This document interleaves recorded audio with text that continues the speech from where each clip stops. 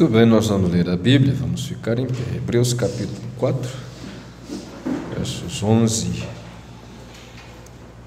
até o 13.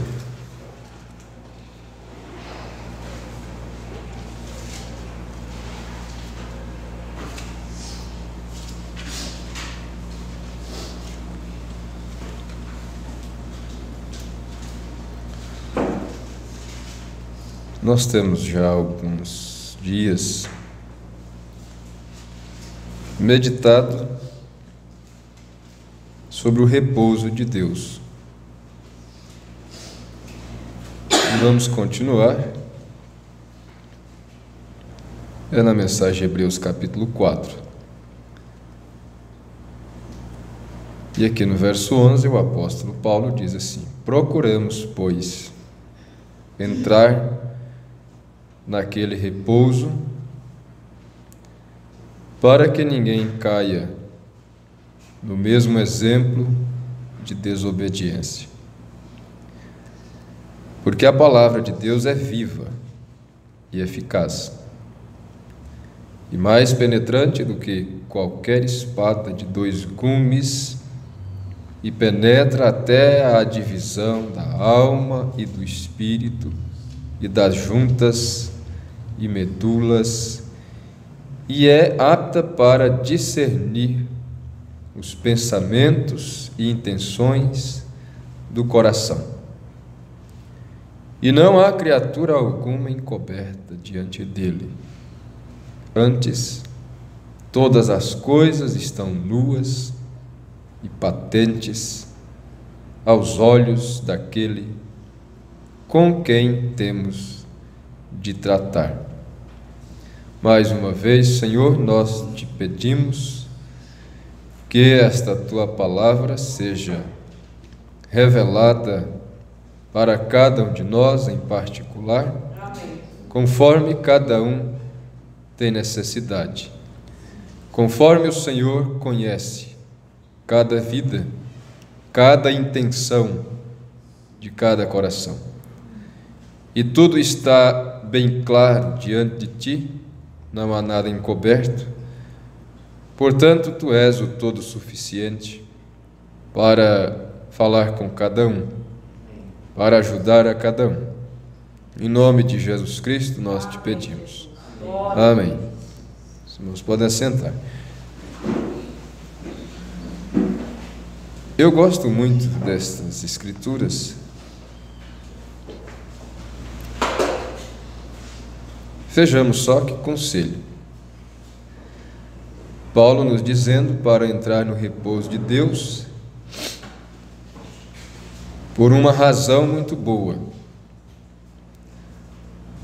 Ele disse: para não cair no exemplo de desobediência. E nós sabemos, temos aprendido que o repouso de Deus, o sábado de Deus, o lugar de refúgio, o esconderijo, a Bíblia falou tanto disso, né? Isaías disse, se não me engano, capítulo 32, ele disse assim: será aquele varão um refúgio. Deixa eu ver se eu posso ler isso aqui. Isaías 32, verso 2 diz: será aquele varão como um esconderijo contra o vento, e como um refúgio contra a tempestade. Ele está falando de Jesus. É um lugar de repouso, é um lugar de descanso.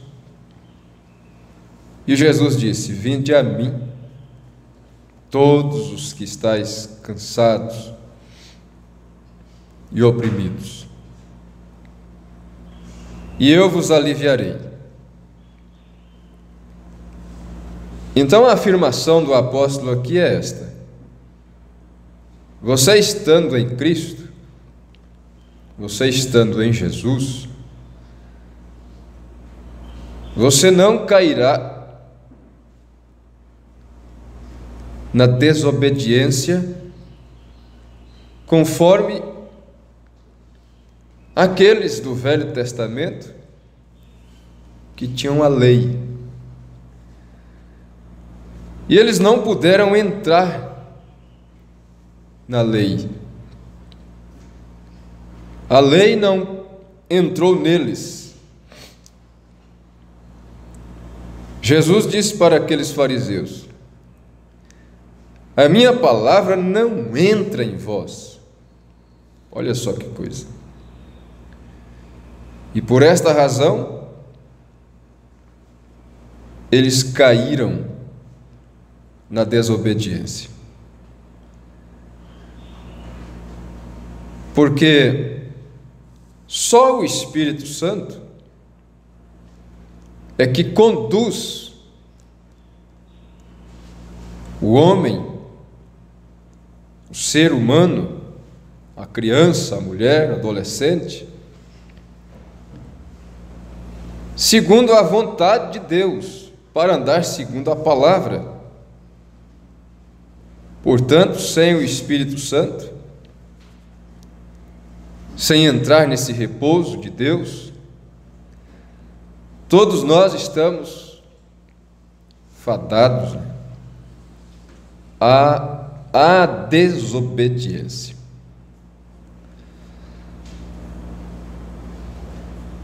Não devemos confundir a falha, o erro, com a desobediência. Porque muitas vezes nós erramos tentando acertar. Isso não tem nada a ver com a desobediência em si. Isso é o errar o alvo. O irmão Brana deu exemplo disso, né? Como atirador que era. Aponta lá, mas erra. Veja só, e aqui ele está falando da desobediência. É o desobedecer mesmo. Não é o errar tentando acertar. Não é o errar o alvo. Não é o confundir, às vezes, uma coisa com outra. Mas é o desobedecer voluntariamente, propositalmente, não desejar crer. Como eles não desejaram. Nós vamos ver aqui. Vamos deixar o profeta falar.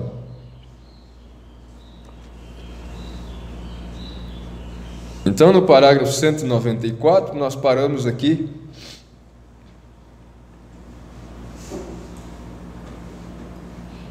Ele disse: tenha cuidado para que você não caia no mesmo laço de incredulidade. Esta é a coisa. Porque ele mostra em todas as suas mensagens que pecado mesmo é a incredulidade. Incredulidade. Então é preciso crer. Então, como eu disse, muitas vezes nós falhamos, erramos o alvo, porém crendo e tropeçamos.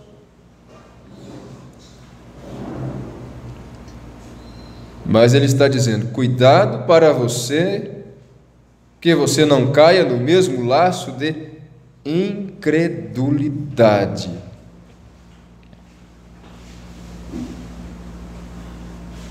Ele diz aqui que eles até gostavam de ouvir o profeta, eles gostavam de ouvir o profeta e tudo, porém eles não queriam crer naquilo. Então ele diz assim: receba isto de todo o seu coração. Então ele pregou a mensagem, né? Creia de coração. Creia de coração. Não é de mente nem de palavra. É crer na palavra. Esta semana eu disse para uma pessoa, disse: olha, vai lendo a Bíblia, vai lendo as mensagens do profeta e creia nisto. Ela havia me dito: eu leio, eu não entendo. Eu disse: você não precisa entender, você precisa crer. Amém. Creia e deixa que a palavra de Deus, ela tem o poder de criar, de transformar. Então tem que crer. É só isto.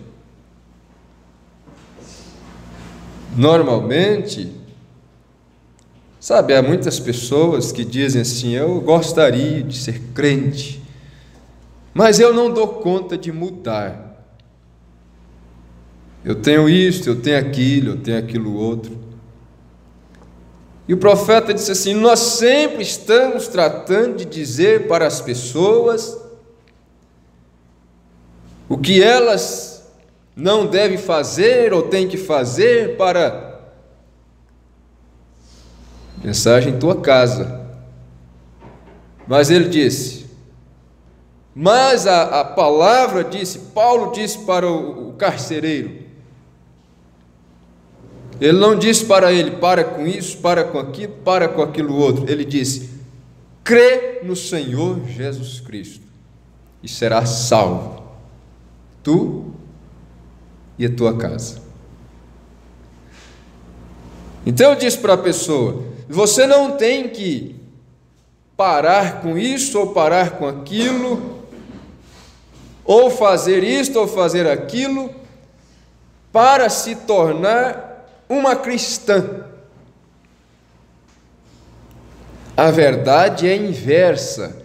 Você tem que se tornar uma cristã para que você cesse com as coisas erradas. Porque por si mesmo você não pode. E o que é ser um cristão? É ter a vida de Cristo. É crer na palavra. E então, quando você crê na palavra, a palavra tem um poder de criar e de transformar. Interessante que a mensagem do irmão Breno é tão completa que para cada assunto tem uma mensagem, né? O poder de Deus para transformar. E eu citei Pedro falando, segunda carta, capítulo 3, e ele falou da destruição, e ele mostrou a razão. E a razão foi esta, versículo 5: eles voluntariamente ignoram isto, que pela palavra de Deus, já desde a antiguidade existiram os céus e a terra. Ignoram que a palavra de Deus é que tem o poder de criar e de transformar. E esta ignorância, esta incredulidade, produziu o dilúvio e vai produzir a destruição com fogo. É a incredulidade, o não crer no poder que a palavra de Deus tem. Olha, muita gente vai perecer no fogo, vai perecer na grande tribulação, por não crer que a palavra de Deus tem o poder para transformá-lo. O indivíduo sabe que na condição que ele está perdido, ela está perdida, mas ela ignora que a palavra de Deus tem o poder para transformá-la, para transformá-lo, e vai perecer por isso. Não confia que ao se colocar diante da palavra, deixar a palavra ser falada, ser pronunciada sobre si, vai mudar a vida, vai mudar o caráter, vai fazer da pessoa uma nova criatura em Cristo Jesus. O profeta diz que quando a palavra está sendo falada sobre nós, ele diz que nós estamos sendo molhados, regados com o sangue do Cordeiro Imaculado que tira o pecado.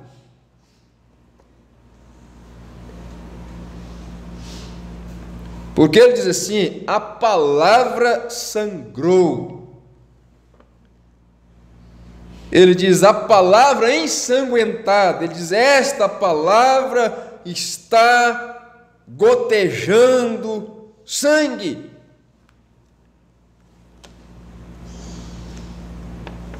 Nós precisamos compreender isto.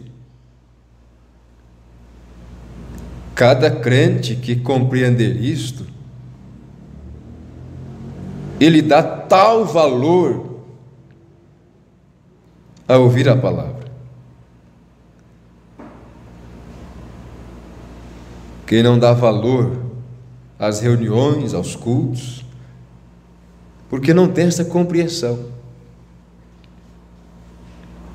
esse entendimento. Eu gostaria de poder fazer um quadro, né, um slide de mostrar. Isto é assim, ó.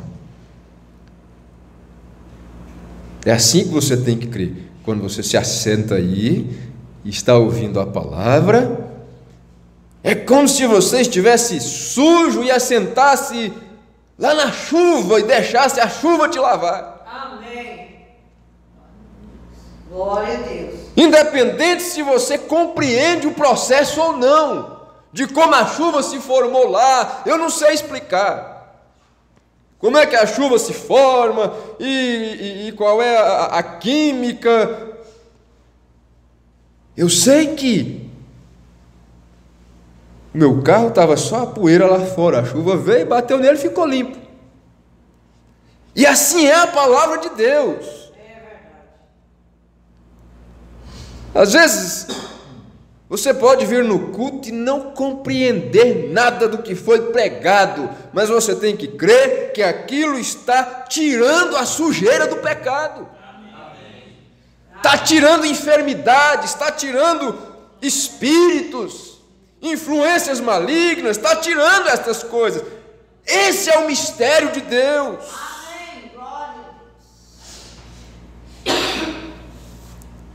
Eu me maravilho demais com estas coisas. Nós não temos que tratar é onde as pessoas entram em confusão, ficar tratando de descobrir coisas dentro da mensagem, entender, explicar e para com isso. Ouça a mensagem, leia a mensagem, creia na mensagem e você estará lá, limpo, perfeito, lavado, purificado, curado, libertado, pronto.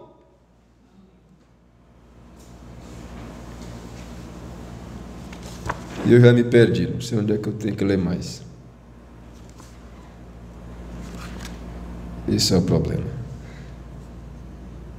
Aqui, 216. E não há criatura alguma encoberta diante dele. Antes todas as coisas estão nuas e patentes aos olhos daquele com quem temos de tratar. Visto que temos um grande sumo sacerdote, ele continua no verso 14. Ouçam agora aos enfermos, Jesus, Filho de Deus, que penetrou nos céus. Retenhamos firmemente a nossa confissão. Reter firme aquilo não significa somente continuar testificando. Se você não viver a vida, você não retém firme, você está vivendo uma coisa hipócrita. Quanta gente testifica, mas não vive.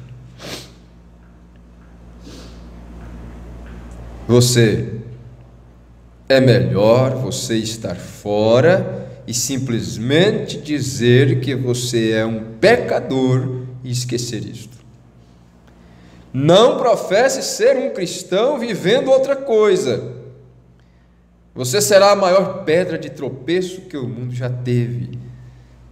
Se você é um pecador, admita isto, siga em frente, acerte com Deus. Se você é um cristão, retenha firmemente sua confissão, fique ali. E observe isto agora, eu desejo encaixar isto antes de sairmos, porque não temos um sumo sacerdote que não possa compadecer-se das nossas fraquezas, porém um que como nós em tudo foi tentado, mas sem pecado. Ouçam, cheguemos pois com confiança, isto é com fé, isto é crendo, ao trono da graça, para que possamos alcançar misericórdia e achar graça. Por falar em graça, aqui é a mensagem da graça. E na mensagem da graça, o profeta diz assim no parágrafo 93, ele diz: agora eles não guardaram isso. Está falando dos hebreus do Velho Testamento. Eles não guardaram isto. Porém, eles nunca chegaram à promessa completa. Eles duvidaram, como diz aqui, a palavra da pregação nada lhes aproveitou, porque não estava misturada com a fé naqueles que ouviram. O problema é esse. Ele não diz aqui a palavra da pregação nada lhes aproveitou, porque eles não entenderam o que foi pregado. Ele diz, mas porque não estava misturada com a fé. Não estava misturada com a fé naqueles que ouviram. Aí ele diz assim: porque nós, os que temos crido, entramos no repouso. Veja só. Então, quem aqui entra no repouso? Aquele que crê. Amém. Eles não creram, por isso não puderam descansar de suas obras, como Deus das suas. Isto é maravilhoso demais. Como Deus descansou de suas obras? Um descanso eterno. Vamos bater nisso mais uma vez. Tendo Deus acabado suas obras sua criação, no sexto dia, descansou no sétimo dia. Mas ele voltou alguma vez para trabalhar no oitavo dia?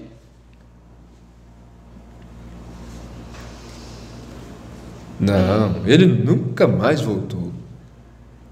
Ele começou, vamos dizer assim, o seu descanso no sétimo dia. Descansou a partir do sétimo dia, dali em diante, nunca mais. Ele teve que voltar a produzir e criar e descansou eternamente, para sempre e eternamente. Veja, porém eles nunca chegaram à promessa completa. Não aquela geração, não. Para aqueles os quais as promessas foram feitas, pereceram no deserto. Mas Deus os alimentou. Deus tomou conta deles, Deus os amou, Ele movia por ali. Mas já pensou isto? Que coisa interessante, né? E Deus sabia que eles iriam perecer no deserto. Mesmo depois que Deus disse para eles lá em Cádiz Barneia, disse: vocês vão voltar e vão rodear o deserto aí até morrerem no deserto, porquanto vocês duvidaram da promessa. Ele não parou de mandar o maná para eles. Ele não lhes legou a água da rocha. Não. Ele continuou a cuidar deles. Olha que mistério aí. Mesmo sabendo que eles não entrariam. Então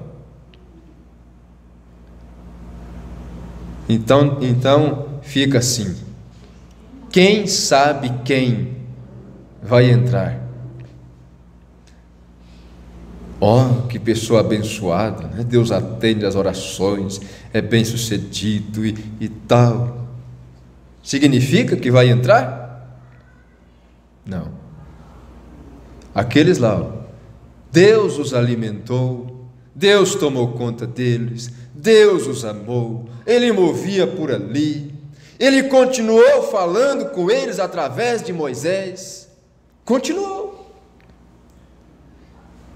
Ou seja, eles não saíram da mensagem do profeta, continuaram na mensagem do profeta. Todavia Deus já havia determinado: não vão entrar no meu repouso. Não vão entrar. Continuarão tendo os benefícios do ministério de Moisés. Continuarão sob os benefícios da pregação de Moisés, do pastoreio de Moisés, Moisés resolvendo seus problemas, assentando com as famílias e lhes atendendo de manhã até de tarde e tudo mais. E vinha uma coisa e vinha outra, e eles estavam lá. Não saíram da congregação, continuaram no meio da congregação, oferecendo sacrifícios.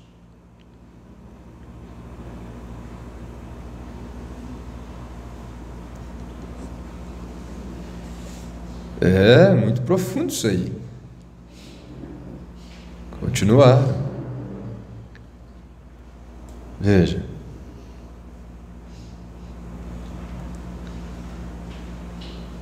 Mas eles nunca chegaram ao completo valor da terra prometida.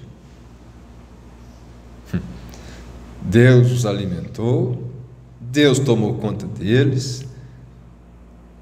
Então tudo bem, tem muita gente dizendo: Deus cuida de mim. gostam de cantar por aí, né? Deus cuida de mim, na sombra das suas asas, Deus cuida de mim, eu amo a tua casa, e não ando sozinho, pois Deus cuida de mim. Deus cuida.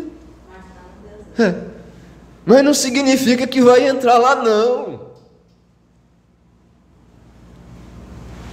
Não significa, e muita gente está enganada com isso. Deus cuida de mim, né? E enche os seus status de WhatsApp, Deus cuida de mim, Deus cuida da minha... Deus cuida! Mas isso não é o que importa, eu quero saber se você vai subir no arrebatamento. Essa que é a coisa. Quando para muitos daqueles que estão aguardando a perfeição dos crentes do último dia, parece que Deus nem cuidou deles. Hebreus 11 diz que muitos deles andaram errantes pelos desertos, sem ter nem mesmo casas para morar, habitando em cabanas, em cavernas, perseguidos, nus, a Bíblia fala nus, sem ter roupa para vestir, lhes faltando tudo. Parece que Deus não cuidou deles. Todavia eles aparecem em Hebreus capítulo 11 como heróis da fé, dos quais o mundo não era digno, e estão só esperando a manifestação dos filhos de Deus nesta última era, para entrarem juntamente com eles. Oh, que mistérios predestinados da vontade de Deus! Mistérios predestinados de sua vontade. São mistérios, é língua estranha. Isto é língua estranha. E sabe de uma coisa? Isto mostra o término do reino gentílico. Acha bem que para mim a mensagem, o princípio e o fim da dispensação gentílica. Vê se acha aí. Está no meio dessas aí, azulzinha. O irmão Brana diz que o reino, a dispensação gentia vai terminar do jeito que ela começou. Ela começou com línguas estranhas, com mistérios. Olha aqui, ó. Duas coisas.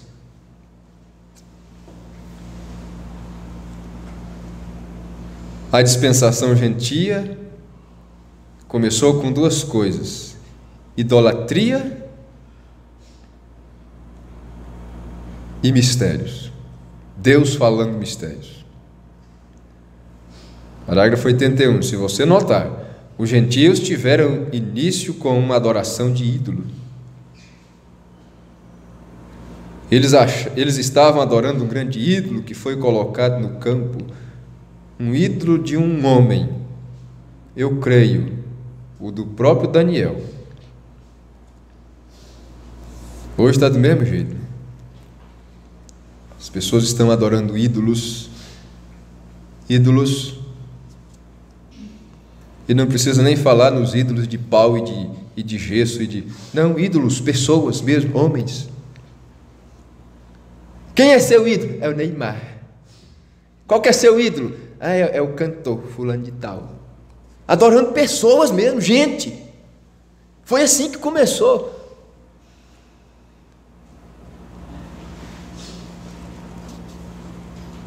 Agora, sempre uma coisa piora da forma que ela começa, né? Lá eles começaram adorando um homem santo que era Daniel.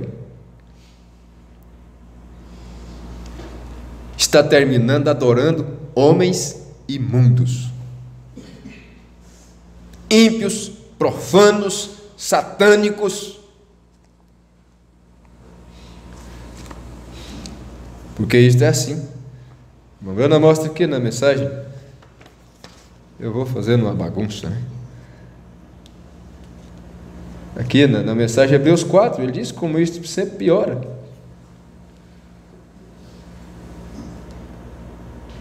Veja, ele diz aqui, ó, parágrafo 223, não sei se nós vamos chegar lá, mas ele diz assim, agora observe, primeiro é o amor perfeito, este é o amor de Deus, puro e inadulterável. O seguinte, vem ali, é o amor filho, este é o amor que você tem pela sua esposa e seus filhos. O outro vem depois daquilo, é o amor da cobiça, o outro é o amor ímpio. A coisa começa lá com a perfeição e vai se degradando.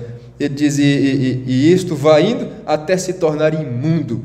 Simplesmente segue pervertendo. Então eles começaram adorando um homem santo, que era realmente santo, um homem de Deus. Agora, Daniel não era culpado daquilo, mas eles começaram adorando Daniel, porque eles viram que nele tinha o Espírito de Deus. Nabucodonosor disse, foi achado em ti o Espírito dos deuses santos. É claro, ele sendo um pagão idólatra usou essa linguagem, deuses santos, mas era do Deus santo. E então eles fizeram uma estátua e foram adorar Daniel. Mas como a coisa vai piorando, hoje estão adorando aqueles em quem é achado o quê? O espírito da luxúria, da prostituição, do adultério, do dinheiro, estão adorando homens dessa forma. E veja, aí diz assim, ó, essa é a maneira que se originou e foi condenada. Essa cabeça de ouro se originou através da adoração de imagem, forçada a isto, e culminou com uma mão sobrenatural, escrevendo uma linguagem sobrenatural, que somente o entendimento sobrenatural podia entendê-la. Amém. É dessa maneira que o reino gentil teve início e terminará da mesma maneira. Isso é correto. Através de obras sobrenaturais, interpretação sobrenatural. Você sabe do que eu estou falando. O profeta disse. Então estamos terminando.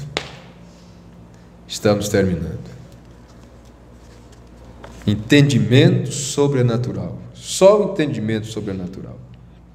Glória a Deus. Então veja,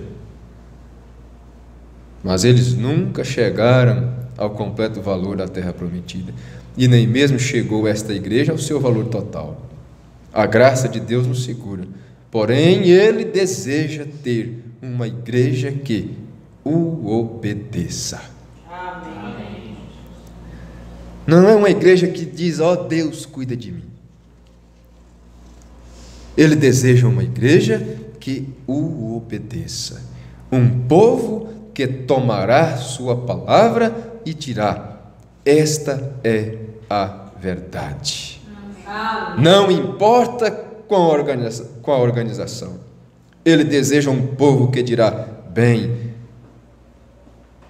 Ele deseja um povo que não dirá, bem, sou tão bom quanto você.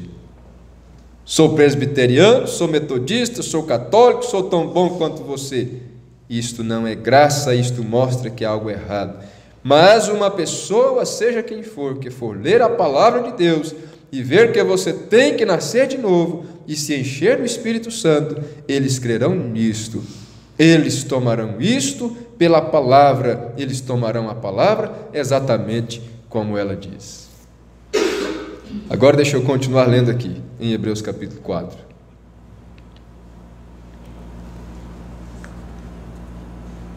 Veja. Porque não temos um sumo sacerdote que não possa compadecer-se das nossas fraquezas, porém um que, como nós em tudo foi tentado, mas sem pecado. Ouçam, cheguemos, pois, com confiança ao trono da graça, para que possamos alcançar misericórdia e achar graça, a fim de sermos ajudados em tempo oportuno. Bendito seja o nome de Deus. Ouçam, batistas, presbiterianos, luteranos, vocês vão me fazer esta pergunta: Abraão creu em Deus e isto lhe foi imputado pela justiça. Eu sei que é aí onde você sempre vai. Isto é verdade. O que mais pode o homem fazer a não ser crer em Deus? Isto é exatamente correto. Isto é tudo que ele pode fazer. Mas quando Deus conhece aquela fé, Ele te dá o Espírito Santo. Quando Deus conhece aquela fé. A Bíblia fala do ser conhecido por Deus, sabe? Que mais importante do que conhecer a Deus é ser conhecido de Deus. Porque a Bíblia diz assim, que Deus conhece o caminho do justo, mas o caminho do ímpio perecerá. Deus não conhece o caminho do ímpio. Que coisa! Eu pensei que era no Salmo 1, mas é por aqui, verso 6. Porque o Senhor conhece o caminho dos justos, mas o caminho dos ímpios perecerá. Naquele dia muitos dirão: Senhor, Senhor, e desapartai-vos de mim, porque não vos conheço. Ó Senhor, nós te conhecemos, mas eu não te conheço. Não te conheço. Veja, então é quando Deus conhece aquela fé, quando Deus aceita, Ele te dá o Espírito Santo. Agora o que eu faço, irmão Bruno? Eu grito? Não é necessário. Falo em línguas? Não é necessário. Você pode gritar, falar em línguas, ambos, e continuar vivendo como um pagão. Você continua cobiçando as mulheres, você pode continuar fumando, bebendo e tudo mais. Eu já vi pessoas falarem em línguas e saírem dali e fazerem um negócio mais sujo e mais trapaceiro que já se viu. Eu já os vi gritar e chorarem falsas lágrimas e roubarem qualquer coisa que você possua. Já os vi saírem e cada moça que passa pela rua eles olham: este é um bom sinal que você não recebeu isto. Isso é certo. Mas, irmão, quando você passa da morte para a vida, todas estas coisas se tornam morte e você é uma nova criatura em Cristo Jesus. Se você ver algo errado, você orará por isto. Olhar com simpatia os erros de um irmão, orará por isto. O profeta ensinou isso. Ora, esconda tudo que você sabe do irmão e ora por ele. Deus tenha misericórdia. Se você vê problemas, em vez de sair e ir tagarelar e piorar a coisa, você tentará chegar até a pessoa e consertará isto e cortará aquilo rapidamente. Mas como nós chegamos numa situação em que não se pode falar nada com ninguém a respeito de nada, então se cale-se e ore, né? Porque é assim. A Bíblia diz: exortai-vos uns aos outros com esta palavra, com as palavras e tal. Mas vai falar com alguém, vai exortar alguém, vai dizer: irmão, isso não está certo, você não é melhor rever? Vai falar para ver. Então só ora que deixa, né? Porque esta é a nossa situação. Se você comete um erro, este é o Espírito de Deus em você. Se você comete um erro, você está sujeito a eles. Você está sujeito a errar, né? Se você comete um erro, você o corrigirá rapidamente. Não deixe o sol se pôr sobre sua ira. É assim que você saberá que você passou da morte para a vida. Você tem amor, paz, alegria, benignidade, bondade. É gentil, paciente. Nós temos um sumo sacerdote assentado no céu, pronto para fazer intercessões sobre nossa confissão. O que é isto? foi quando Jesus voltou ao Logos, a coluna de fogo que dirigiu os filhos de Israel. Colocados na presença daquelas grandes fontes, arco-íris de luz sai, os 7 espíritos perfeitos, um espírito perfeito do amor. Agora observe, é o que eu já li, né? O primeiro é o amor perfeito, este é o amor de Deus puro e inadulterável. O segundo vem ali ao amor filho, este é o amor que você tem pela sua esposa e seus filhos. O outro vem depois daquilo, é o amor da cobiça. O outro é o amor ímpio, e este vai indo até se tornar imundo, simplesmente segue pervertendo, e tudo que teve um princípio tem um fim. Tudo aquilo será tirado imediatamente e não terá mais lembrança de tudo, e chegará de volta ao perfeito um dia. Olha, tanta mensagem, tanta coisa. Irmão Branham mostra numa mensagem sobre o reino gentílico. Ele diz: o reino gentílico, ele começou com a cabeça de ouro e foi descendo, até que ele chegou lá nos pés de barro. Ele chegou lá nos pés de barro. Agora isso está sendo construído de volta, e isto vai subindo, até chegar à cabeça de ouro novamente, e terminará com a deidade habitando no ser humano, porque ouro fala da deidade. Ele diz: isto terminará desta forma, voltará. Isso vem sendo construído ao longo das eras e vai terminar com a deidade, cabeça de ouro, novamente. Cristo na igreja, Deus em Cristo, Cristo na igreja. Veja, isto voltará um dia. E a única maneira, você não pode parar aqui embaixo, na metade do caminho, você sobe aqui, você tem que chegar até o fim, confiando, descansando completamente na salvação que Jesus Cristo te deu através da fé. Há um espírito de honestidade que vem de Deus, esta é a fonte de Deus, isto é honestidade. O seguinte é o homem que faz uma boa ação para seu vizinho. O seguinte, agora está subindo, vê? O seguinte é o sujeito que você tem que ficar, ou melhor, ainda está descendo. Vamos voltar aqui. Primeiro o espírito de honestidade, depois o seguinte é o homem que faz boa ação, depois dele vem o sujeito que você tem que ficar de olho nele, já não é mais confiável. O seguinte é um ladrão. O outro sujeito seguinte é um assassino e ladrão. Vai só piorando, vê?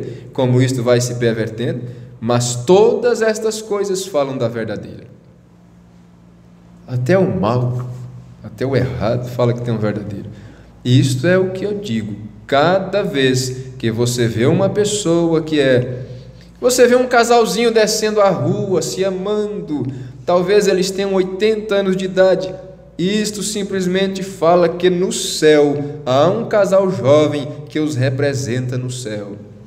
Se este tabernáculo terreno for dissolvido, nós temos um ali.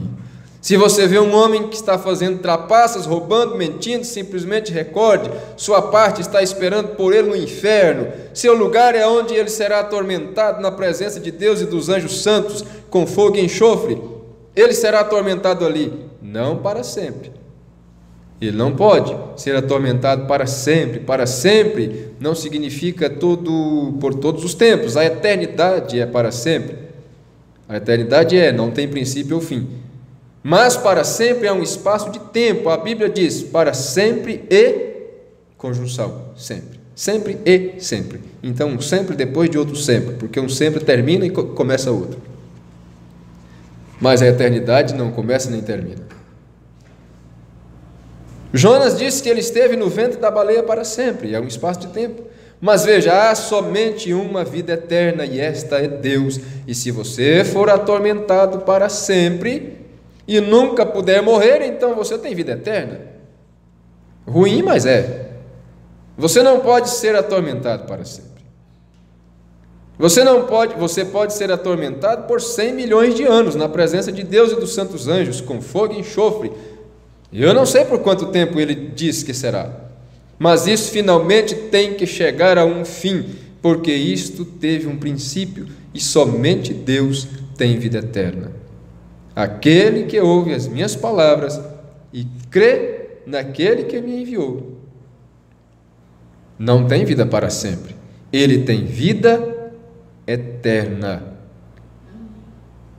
Aquela vida que começa, não sozinho aqui, mas todo o caminho lá em cima, vida eterna, Zoe, a própria vida de Deus, desce e habita no homem, e ele é eterno com Deus e não pode morrer. Isto é o que a palavra diz. Simplesmente pense nisto. Há duas vidas eternas? Você não poderia responder isso, poderia? Há uma vida eterna. E esta é a vida de Deus. Este outro tipo de vida, não importa o que seja, ela tem um fim. E tudo que tem um começo tem fim. Mas tudo que não teve princípio, não tem fim. E Deus disse que Ele nos daria vida eterna sem começo. Nós éramos simplesmente parte dele. E realmente a vida que está em nós não foi trazida aqui através da natureza humana. A natureza nos dá um espírito, mas aquele espírito morre e nós ficamos com o Espírito de Deus. Glória a Deus. Deus era um homem? Certamente. Façamos o homem à nossa própria imagem. O que era Deus? Uma teofania, um corpo. E ali Deus, o homem foi feito daquela forma e foi colocado no jardim, mas não havia ninguém para lavrar o solo, nos sentidos. Então ele criou o homem do pó da terra, na vida animal, e aquele homem lavrou o solo, e o homem caiu através da transgressão. Correto, e Deus, a teofania, desceu e foi feito carne e habitou entre nós para redimir o homem. O Espírito redime o Espírito, a alma redime a alma e a carne redime a carne. Então não há nada que você poderia fazer. Para começar, você é um pecador. Você é formado em iniquidade, você é nascido em pecado, você veio ao mundo falando mentiras, você nasceu aqui neste mundo através do desejo sexual de seu pai e mãe, e você está simplesmente tão destinado ao inferno quanto você pode estar. Não me importa o que você faça, você nunca deve mentir, roubar, guardar cada mandamento e tudo mais, e você irá para o inferno como uma andorinha vai para a sua caixa. Mas a única maneira pela qual você pode viver outra vez é aceitando o Espírito Santo, a vida eterna de Deus. Amém. Não tem outro meio, não tem outra forma. É aceitando a palavra de Deus. Deixa eu ir aqui, para nós encerrarmos bem aqui. Eu já citei 2 Pedro 3,5, e diz: quando o Espírito Santo bate em seu coração, após muito tempo, quando ouvirdes minha voz, não endureçais seu coração. Diga: filho meu, esta é a verdade. Não olhe o mensageiro, ouça a mensagem, creia nela. Não endureçais vossos corações, como no dia da provocação. Quando ouvirdes sua voz, não endureçais o vosso coração. Então você diz: sim, Senhor, eu creio. Então vocês entram na vida e o Espírito entra em você. Seu velho espírito morre, o que te faz cobiçar e odiar, e a malícia, a inimizade, o ódio, e todas estas coisas morrem. E você fica cheio de amor, alegria, paz, descanso. Não importa como o vento sopra, está bem, você tem descanso, porque você creu naquilo que você ouviu. Mas aqueles que não creram pereceram, mesmo tendo tido todo o cuidado de Deus, andando na presença de Deus, ouvindo o profeta de Deus, comendo maná do céu, bebendo da água da rocha e tudo mais, mas nada lhes aproveitou, porque não estava misturada com a fé. O que nós precisamos é uma fé perfeita, é uma fé genuína. Senhor Deus, nos ajude. Nós te suplicamos, ó Pai. Nós queremos aceitar a fé que o Senhor nos oferece. Porque a fé, ela é dada, ela é oferecida. E a Bíblia diz: e quando nós aceitamos a fé.